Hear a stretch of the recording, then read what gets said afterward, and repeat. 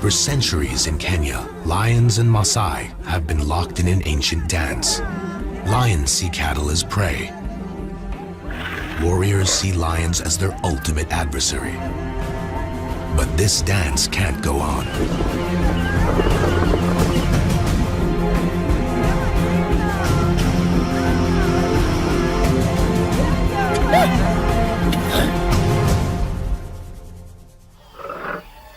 Lion, one of Africa's most iconic big cats, admired, feared, and loved worldwide.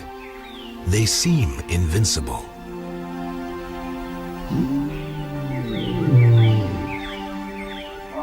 But wild lions are in trouble. Experts predict they may be gone from Kenya by 2030. 50 years ago, Kenya had 30,000 lions. Today, there are less than 2,000. Every year, 100 more lions disappear, but nowhere are they vanishing faster than in the land of the Maasai. Elikin and Selenkei are Maasai land lions. They're both well-known cattle killers and like outlaws on the most wanted list of the Maasai. They're lucky to be alive. Their sister was speared a month ago. Elikin and Selenkei are collared research lions, part of a group being studied by scientists trying to find ways to protect them. They live on the Maasai group ranch called Imberikani, just north of Mount Kilimanjaro.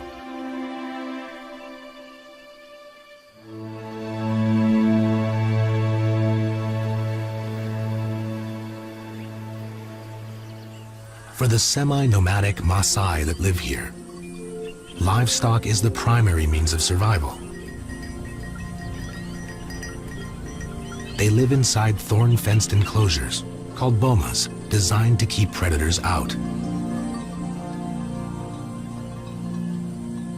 Almost 10,000 Maasai live on Imberikani, and each year they lose hundreds of their animals to the lions. Kenya just suffered its worst drought in 2 decades.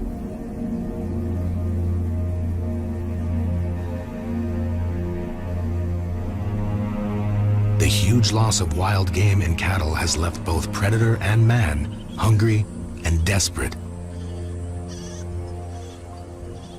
26-year-old Joseph Katoke is a Maasai warrior, but he's also a conservationist. Most of the warriors hate lions. I myself, I love them very much. Joseph works as a Imberikani group ranch game scout, and when he's not taking care of his cattle, he spends his days protecting wildlife.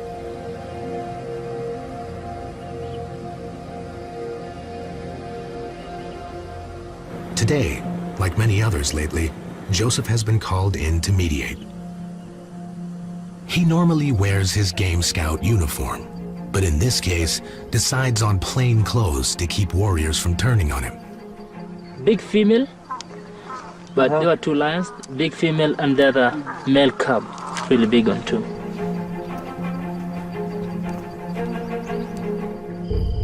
The lions broke into the boma last night.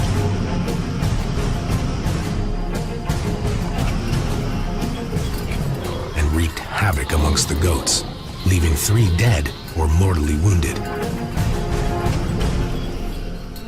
So you can see some marks here. There's a fight between the first goat and the lion. So you can see how they were fighting, trying to take the goat down. The warriors woke to the cries of their terrified animals and chased the lions away. It was really badly injured. So the neck is broken, so it will automatically die. In the last month on Imberikani, warriors speared 2 lionesses for similar attacks. They're ready to hunt again.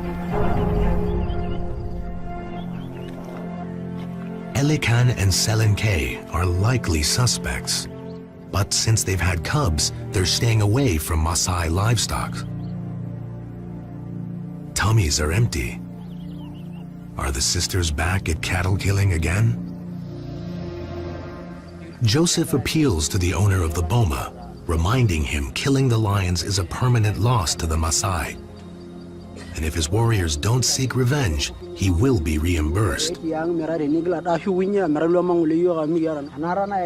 Predator Compensation Fund gives partial reimbursement as long as the Maasai don't kill the lions.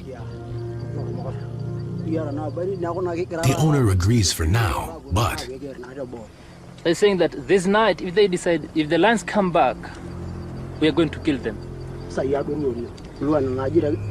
Joseph is caught in the middle.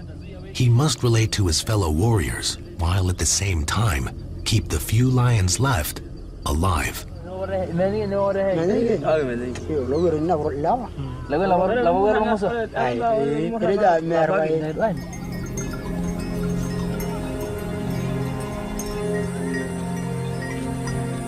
Merikani is a Maasai-owned communal ranch, and still an unfenced wilderness.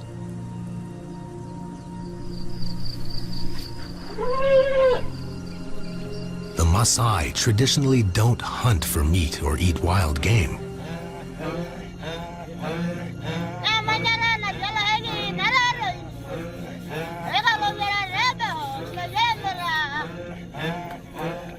But warriors live to prove their bravery by hunting lions.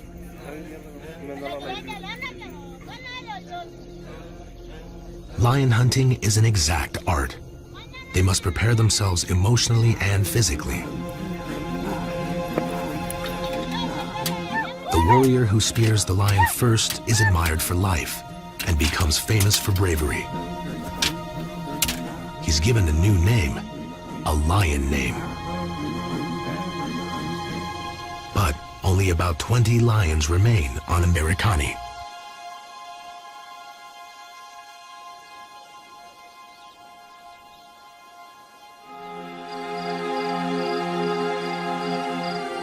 Nimoy, another collared lioness, lives inside an impenetrable whistling thorn forest.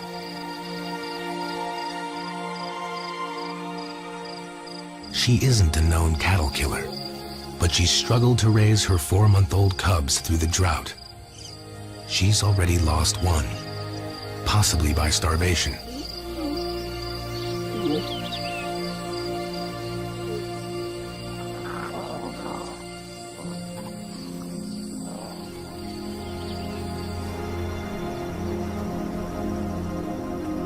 As Nimoy tries to find food for her cubs, a new threat to the lions is being born. Lomanyak, 17, and Langkoi, 15, are going to be circumcised tomorrow at dawn.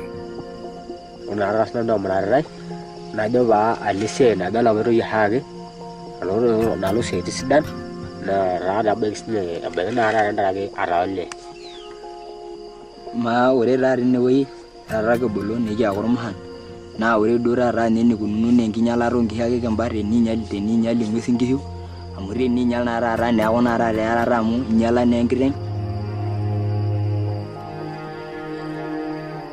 After circumcision, they will belong to the same warrior generation as their friends and be bonded like blood brothers for life.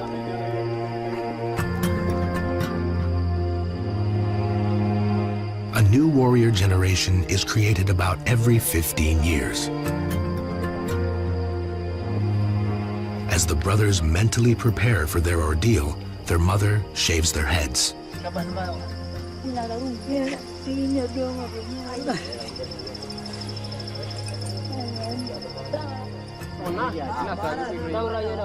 Their new age mates will stay with them through the night.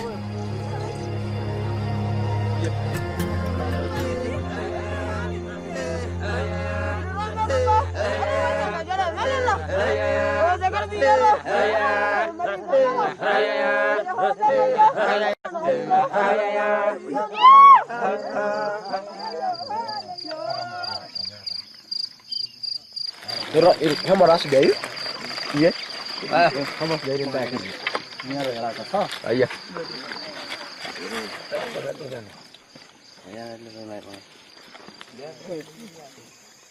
The circumciser is a trained male nurse from the local clinic. He uses a sterilized scalpel to continue an ancient practice, until recently, done with an old blade.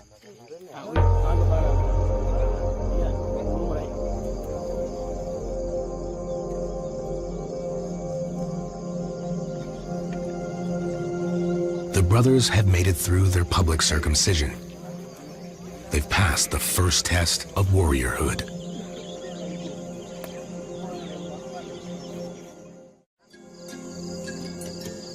A week later, Lomanyak and Lankoi are well enough to sit outside with their father and dream.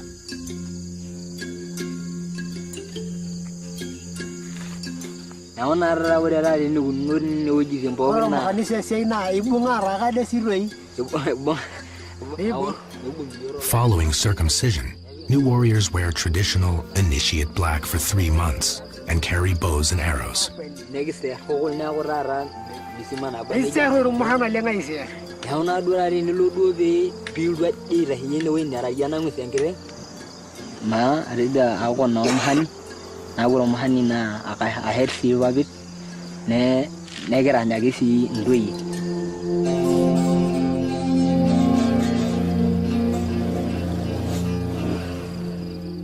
Not far away, the lions are at it again. They've mauled 2 donkeys and killed 1. The warriors are furious. Joseph does his best to calm them down.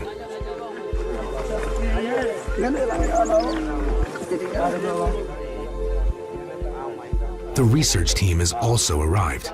Kylie McWalter works with Living with Lions, the scientists monitoring the collared lions. She's followed the tracks. And Elikin and Selen K are not responsible.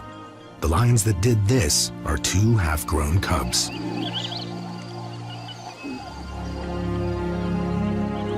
Okay, so they've agreed that they won't kill the lions if we can find them and KWS come and take them away. We've got a couple of days to find them. This rain isn't helping at all.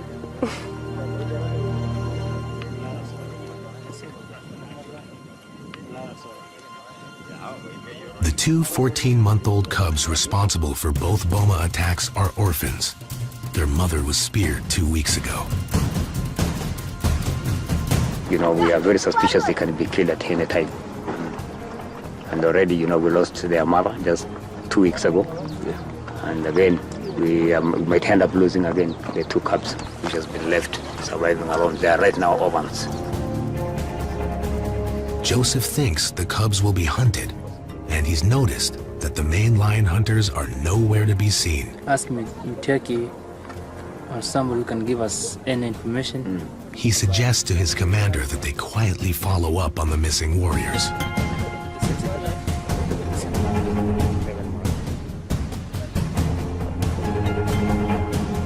Kylie has just a few days to find the orphan cubs and relocate them to safer land.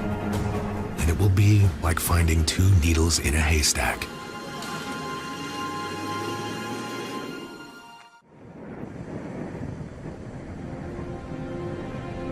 Living with Lions researcher Kylie McWalter has only a few days to rescue the orphaned lion cubs, or the warriors may hunt them.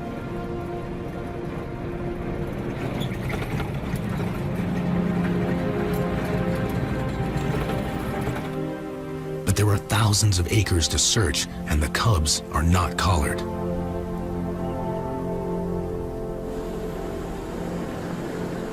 Her fellow lion scientist Stephanie Dolrenry and her Maasai assistant are looking for Elikin and Selen K.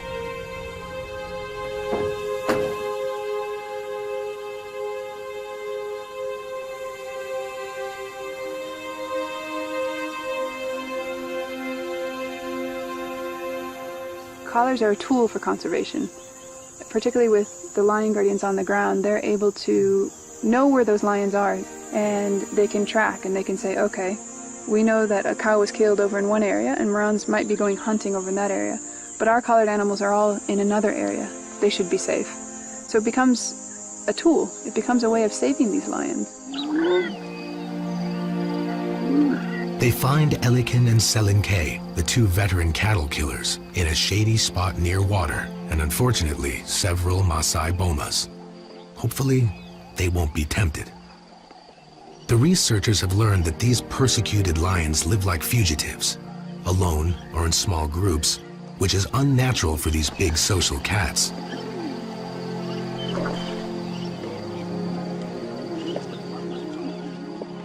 Lions usually live in prides, with an average of 10 or more animals in many places in Africa.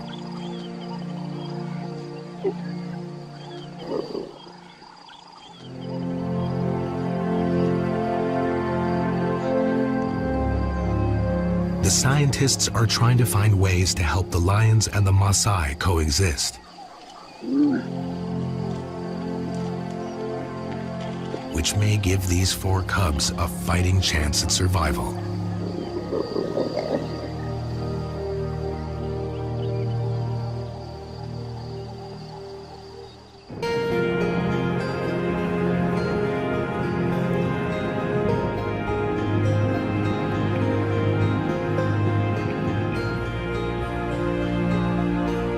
Joseph goes back to the donkey boma to find out what his age-mate warriors are doing.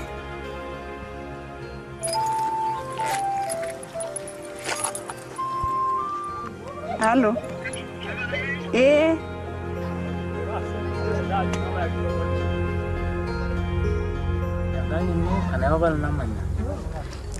Hello, Papa. Pagana. Kanya say group ran Julia. You again the bless. You running well lighting all along a new boy on Guardian Orin. Yawana me into Nina the wood, no. Alamayu. Kaya Kirika. Kirika Nasa.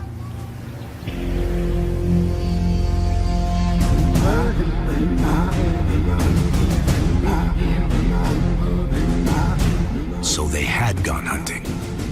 But by the time they got close enough to throw their spears, the orphan cubs split up and ran into the thick bush.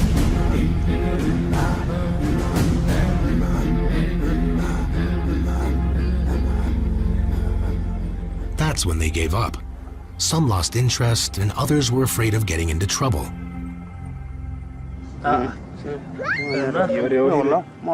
But there's one warrior here Joseph is concerned about. Renowned lion hunter Sane Pune has killed 12 lions. He's also Joseph's childhood friend and warrior brother. Joseph reminds him that lion hunting is illegal and the importance of conservation.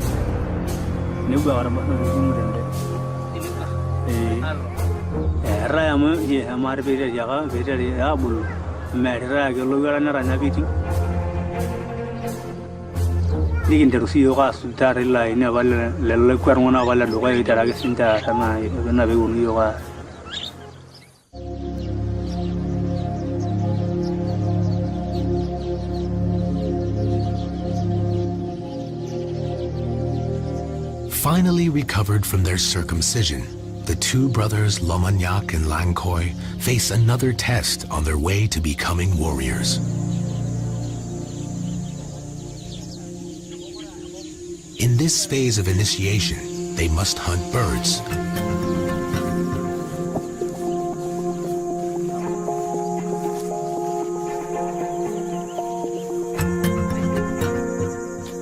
It's difficult to knock a bird out with a blunt handmade arrow.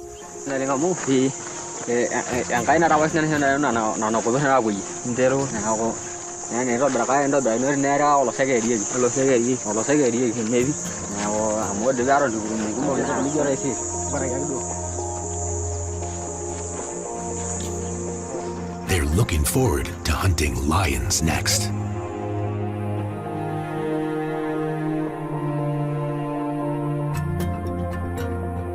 Meanwhile, on the other side of Mberikani, Tom Hill, the co-founder of the Predator Compensation Fund, is preparing to meet with local Maasai elders and chiefs. Business principles have a great deal to do with addressing actually other businessmen's problems. And the Maasai livestock owner is also a businessman. So let's talk about economics and let's solve the problems from an economic point of view. Tom was brought into the fight to save the lions by an old friend. Richard Bonham, a Kenyan, has lived on Mberekani for almost 3 decades.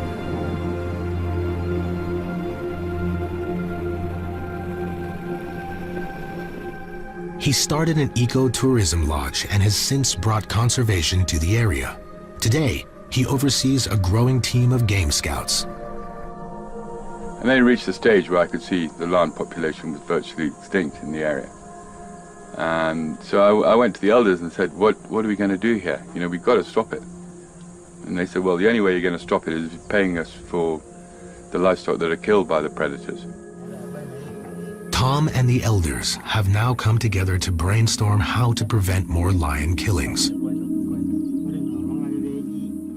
Since the Predator Compensation Fund was founded, very few lions were killed on Mberekani. But after the drought, everyone panicked. And that's what I think the chief is about to tell us, his thought. 17 lions have been killed in the greater area surrounding Mberekani in the last 5 months. And him and the other guy said that, you know, the politics is going on, lions are being killed, but we are not going to stop talking to the initiative to stop lion killing. So we have to keep moving and make sure that we have to stop it. These elders in charge of training the new warriors are called Menyalayok, which means fathers of the warriors. They teach hunting and fighting skills, training warriors to protect their people's livestock. But things are now happening on Mberekani. For the first time, warrior traditions must change. They're setting up a series of training sessions for the new warriors. Lion hunting will no longer be tolerated.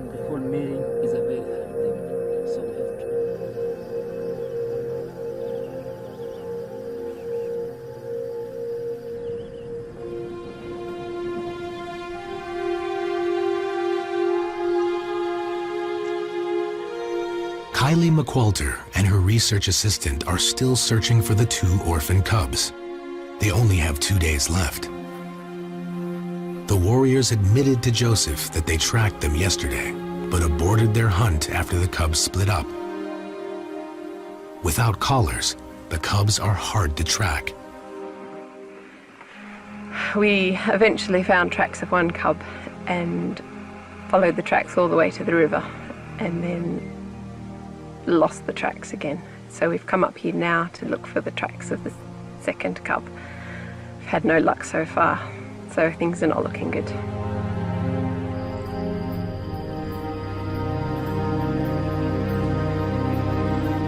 The cubs will be hungry again soon.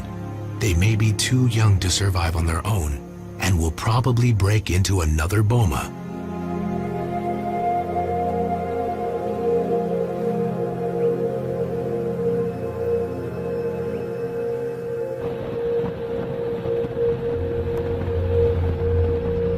The next day, Joseph is sent to investigate a different kind of lion disaster off Mberekani.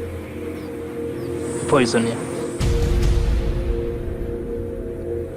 And it's very, very, very bad poison.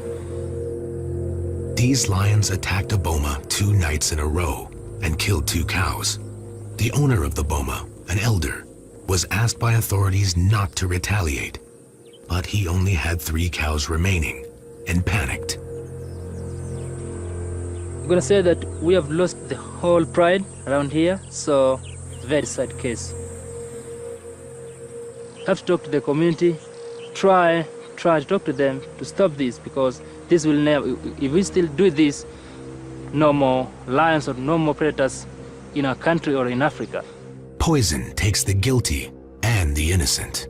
We have lost 5 lions in total out of the incident. The community member used this particular bucket here. They drew the blood in the bucket. They mixed it with the deadly poison, that is the ferrodin, and at night, in our absence, they placed this one at a site where the lions could access this bucket. The poison furidan, made in America, banned there, but imported to Africa, is tasteless and odorless and meant as a crop pesticide. It's so toxic, even the flies are dying. Any scavenger that eats the dead lions will also die. Kenya Wildlife Service burns the carcasses to prevent further damage. Poisoning is fast becoming one of the largest threats to predators in Kenya.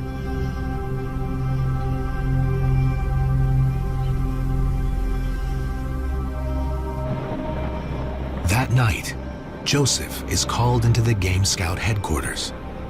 A sting operation is underway to arrest a lion hunter. An informer told Kenya Wildlife Service that Sane Pune went after the 2 orphan cubs this afternoon and speared one. But basically, the cub is already injured. So what the plan right now on the ground is KBTWilds to team up with our team, that is the mobile one, which is right down there at Kwesu, to team up this night and track this guy, because already we are made to understand that some of the informer knows exactly where he is. So the notorious lion hunter. Yeah. Because I think he's not even aware that we are aware that he's the one who have speared the lion, or we know that the lion has been speared. So there's high possibility of getting him because I think he must be just on the ground. Joseph wants Sane Pune to be caught, even though this puts him in an awkward position.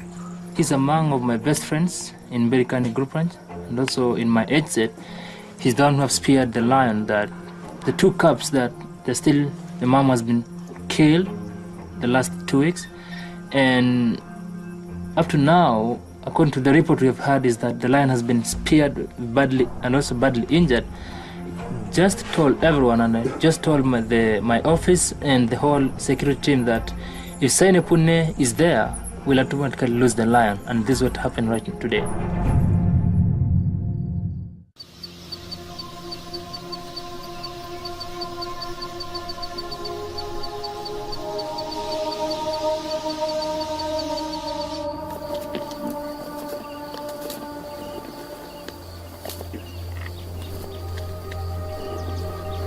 Nimoy has had some success.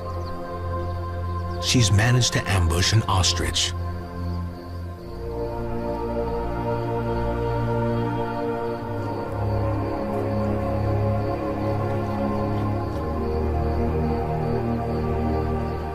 Ostrich are plentiful after the drought, but killing one on her own is an achievement. They're fast and agile and can deliver a surprising lethal front kick. Somewhere in Mberikani, the Kenya Wildlife Service are holding Sane Pune in custody. Nimoy is oblivious to the drama playing out on her behalf and on behalf of all lions in Maasai land. If her success continues, it may be the turning point for Nimoy and her 2 remaining cubs.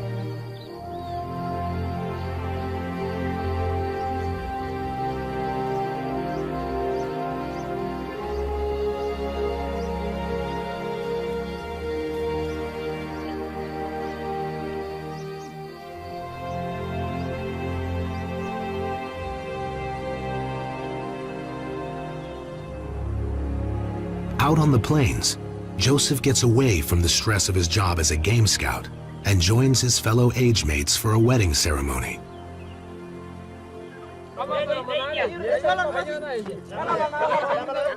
Everyone knows that Sane Pune was arrested last night and that Joseph played a role in it. The Kenya Wildlife Service is questioning the lion hunter right now.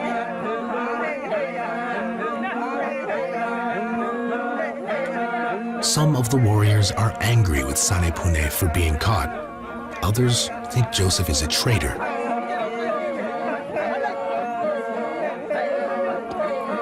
Joseph wants this to be a warning to his age mates. But his heart continues to walk the fine.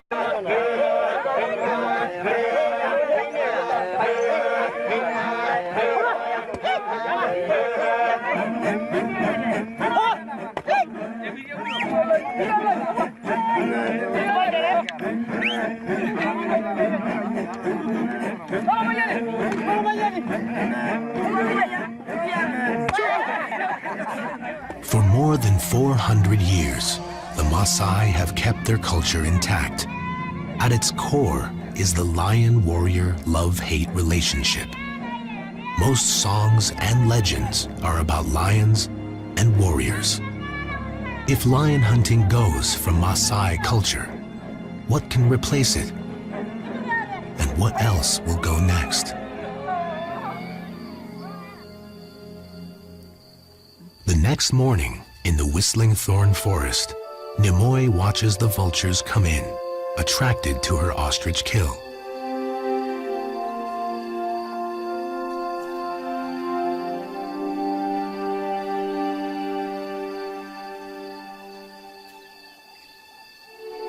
Lions all generally appear to be the same across Africa, but new genetic evidence is starting to emerge.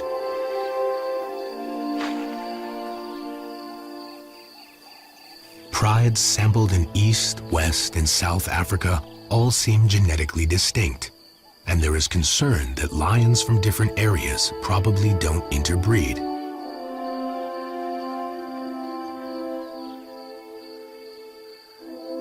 This means, to preserve the Maasai land bloodline, Nimoy and her small family are becoming even more precious as a gene pool.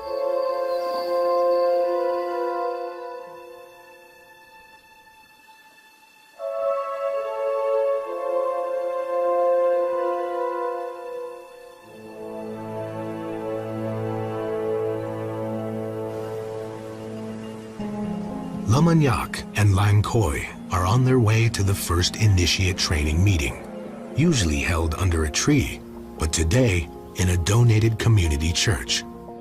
The Menya Layok, or Fathers of the Warriors, have arrived. Joseph is here to help. This is a historic day. It's the first time the new warrior lessons will be taught. Lamanyak and Lankoi have never been to an indoor meeting and don't know what to expect. One of the fathers introduces today's program.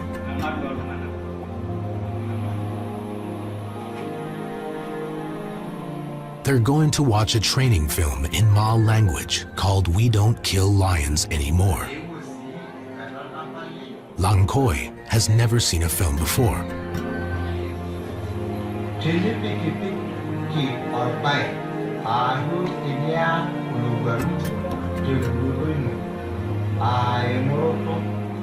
This film was made by Richard Bonham and Tom Hill's Fund to help teach communities about predator compensation. It's a starting point, explaining to the new warriors that with compensation, there's no need to kill lions anymore.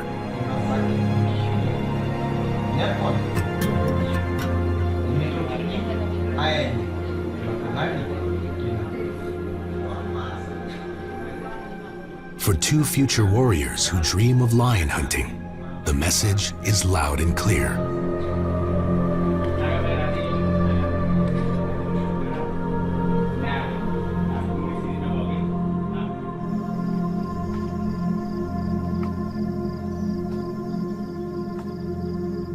Back at their home, the despondent brothers tell their father about their first initiate meeting.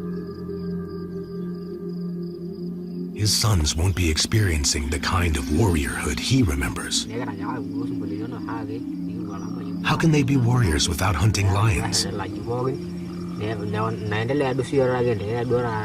Can they possibly define themselves as men?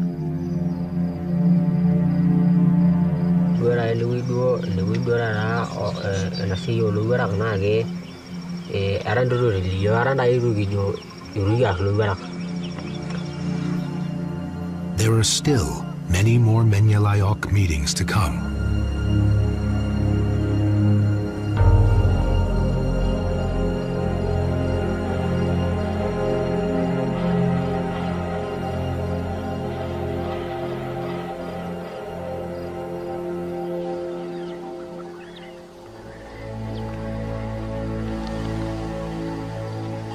First light reveals Elikin and Selenkei's nighttime exploits.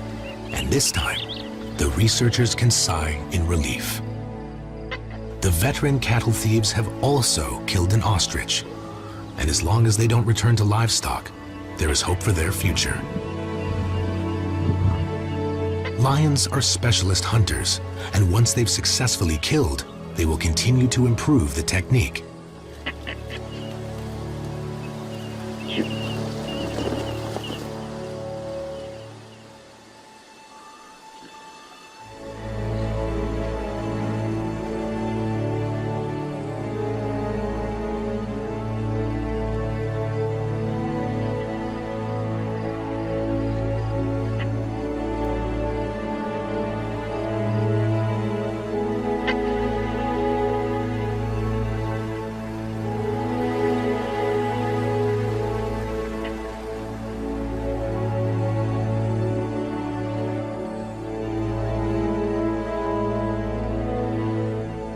Kenya's lions are more than iconic symbols that bring tourist dollars to help support the economy. As top predators, their role in the ecosystem is vital. If they go extinct, everything else suffers, from the environment to the economic sustainability of the land.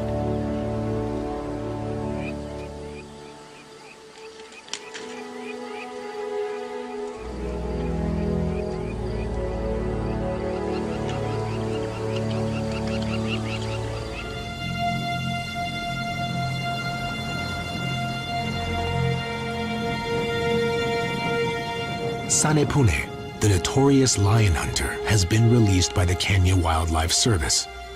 There wasn't enough evidence to prosecute him. But there's still been no sign of the cubs, and Joseph decides to visit the lion hunter to see how he's doing. As angry as Joseph is, he's still Sanepune's warrior brother, and this will never change. Sanepune is glad to see Joseph, and feels comfortable enough to tell his side of the story.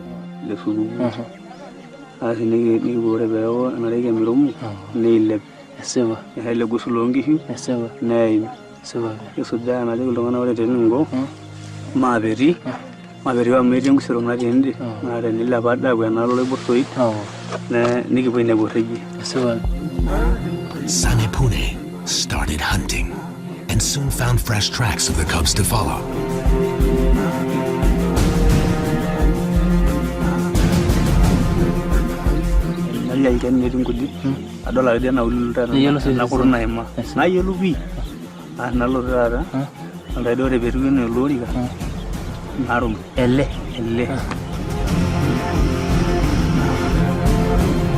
He carefully approached the shade tree and took aim. Sanepune is known for never missing his mark.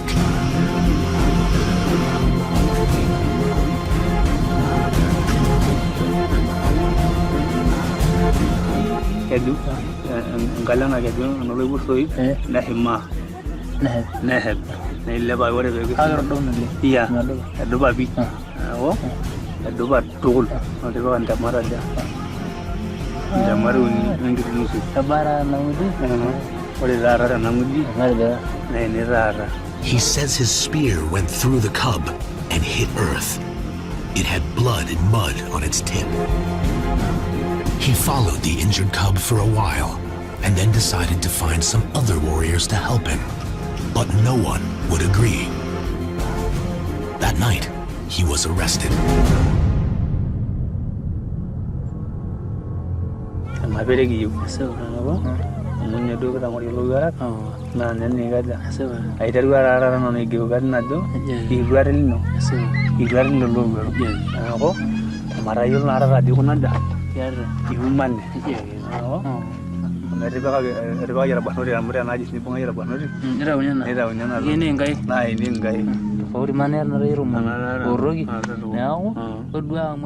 Joseph reminds his age mate that he's already killed 12 lions, and in Maasai culture, killing more than 9 is bad luck.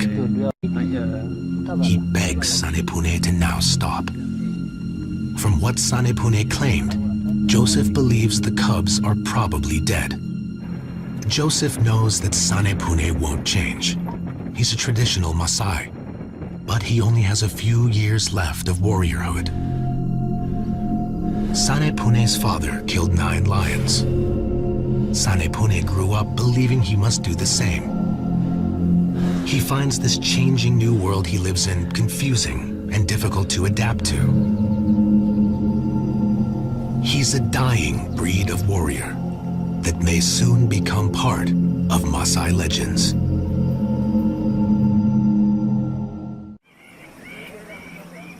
Several weeks have passed, and the next Menyalayok meeting is today. Only a few initiates have shown up. The new warriors are sullen. So far, they've been told what they can't do: kill lions anymore.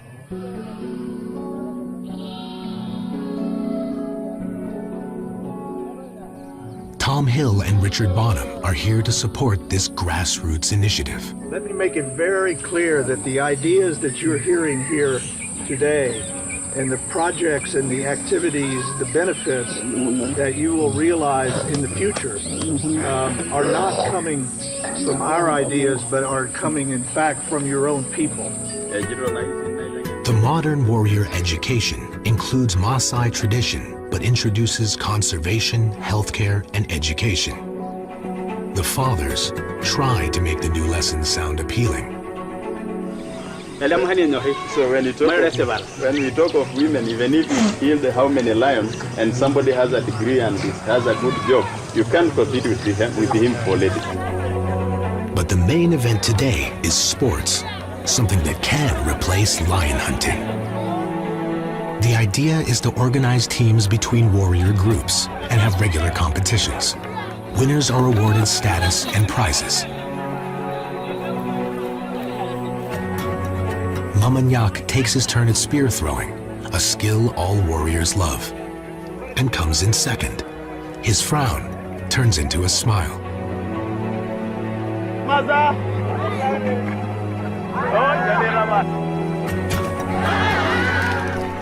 The day is a success, and next time more will attend. There are close to 1,000 new warriors on Mberikani alone. This story is only beginning for these teenagers, and the future is unknown.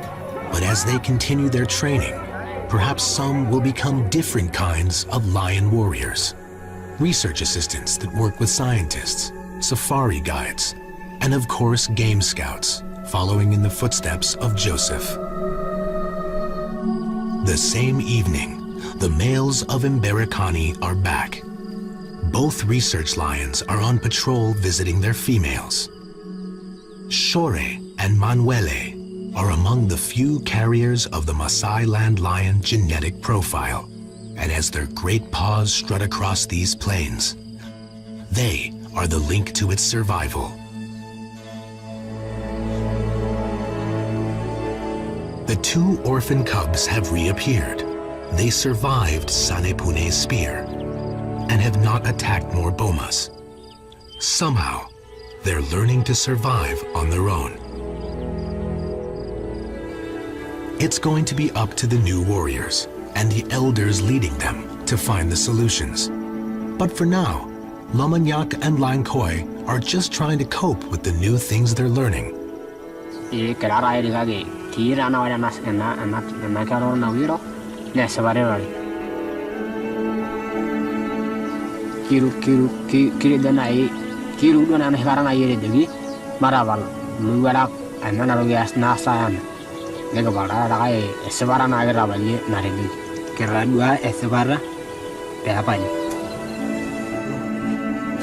a few months, the 2 brothers can paint their faces with red ochre as they join their age mates for more warrior training that will go on for the next few years as they become full-fledged Maasai warriors.